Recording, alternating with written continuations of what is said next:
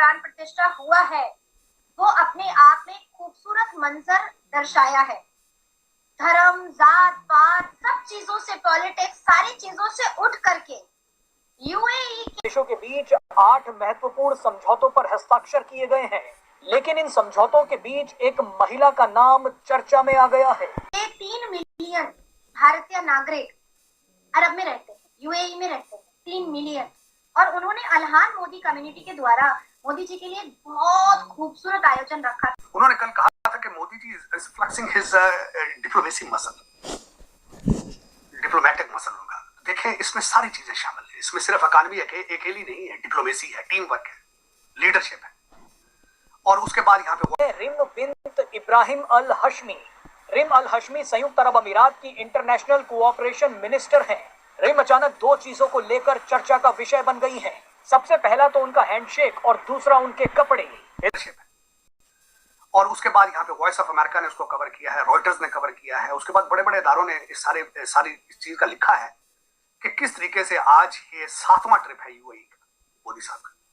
दूसरा 78.9% लोग शिक्षित है, तो हमें बुरा लगता है। और यहाँ पे जितने मुसलमान है वो सच्चर कमीशन की 2006 की रिपोर्ट है, सरकारी रिपोर्ट है कि मुसलमान जो है वो दलित से भी पीछे है एजुकेशन में। पाकिस्तान का कोई कहते हैं ना, एक दुल्हन का एक ही कसम होता है।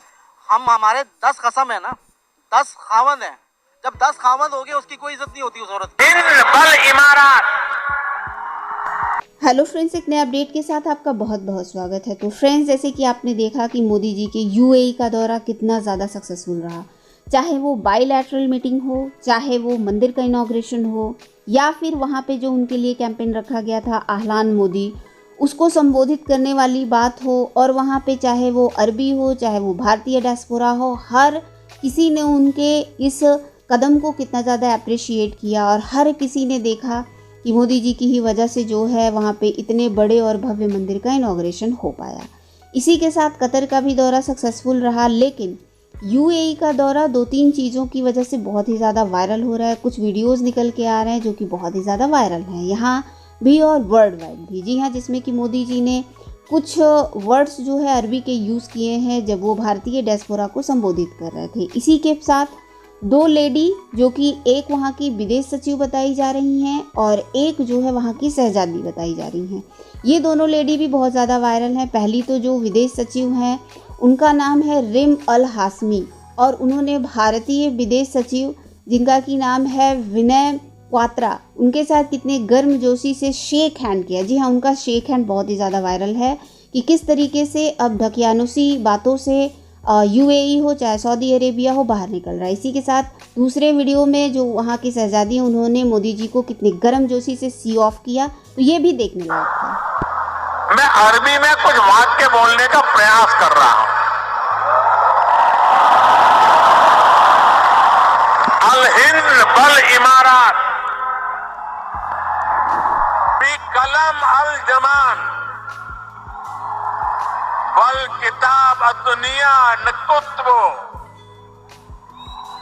हिसाब अली मुस्तकलब अब्दल व सदा का बईना अल हिंद वल इमारत हिया सरवतना अल मुस्तराका फिल हकीका नहनु फी बदैया साइदाली मुस्त। जो हर वो व्यक्ति जो भारत के प्रधानमंत्री श्री नरेंद्र दामोदर दास मोदी जी के कर्तव्यों को और उनके कार्य की प्रशंसा करेगा, उसके ऊपर फतवा जारी होगा अगर वो मुसलमान। हर वो व्यक्ति जो गंगा जमुना तहजीब को एनहांस करेगा और लोगों को समझाने की कोशिश करेगा कि हमारे संस्कृत में लिखा हुआ है वासुदेव कुटुंबकम और हमारे अरबी में लिखा हुआ है लकुम दीनकुम वलियदीन, आप अपने धर्म की इज्जत करो और दूसरों को उसके धर्म की इज्जत करने दो। जैसे ही कोई ये बात समझाने की कोशिश करेगा उसके ऊपर फतवा जारी हो जाएगा। तो ये फतवा का सिलसिला उन लोगों के ऊपर होता है जो शिक्षित होते हैं, जो सबको लेकर चलने की चेष्टा करते हैं, जो परिश्रम करते हैं कि हम सबको लेकर के चले, उनके ऊपर फतवा जारी होता है। जो अश्लीलता का, मुसलमानों के अश्लीलता का बाजार बंद करने की कोशिश करते हैं, जैसे मैंने 3 तलाक बैन करवाया, पॉलीगेमी हवाला बैन करवाने के लिए मैं कॉन्स्टिट्यूशन क्लब में गुहार लगा रही, कॉन्स्टिट्यूशन बेंच पे मैं गुहार लगा रही।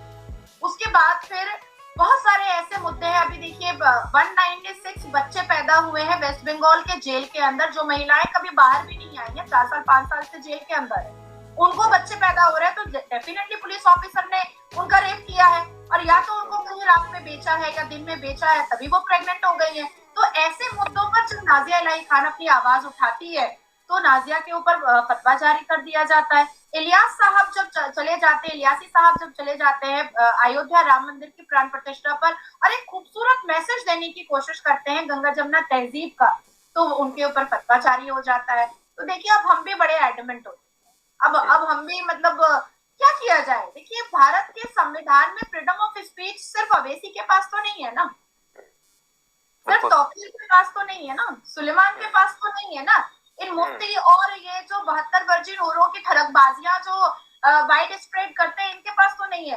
हम संविधान की किताब लेकर बैठे रहते हैं और संविधान की किताब से लाखों लोगों को इंसाफ दिलाते हैं। हमारे पास फ्रीडम ऑफ स्पीच नहीं होगा क्या? शायद कोई इस तरह का इंसान आ जाए जो कहे कि जी मैंने मोदी जी को कम्पीट करना है, मैं मोदी जी को स्टडी करूंगा। आप पढ़े ना पढ़े, दुनिया के पॉलिटिकल साइंस के जो इंस्टीट्यूट होंगे वहां पे पढ़ाया जाएगा कि हाउ एक बंदा उठा, नेशनलिज्म को लेके आया। मैं अक्सर यहाँ पे लफ्ज इस्तेमाल करता था कि मोदी जी के कारनामा के उन्होंने जो भारतीय हैं हिंदुओं को स्टेरॉइड्स पे कर दिया है। ये कारनामा सबसे बड़ा मोदी जी का है कि भारत को उन्होंने स्टेरॉइड्स के टीके लगा दिए जो कि कोई नहीं लगा सका। यहां पे डोनाल्ड ट्रंप ने कोशिश की थी, नाकाम हुआ।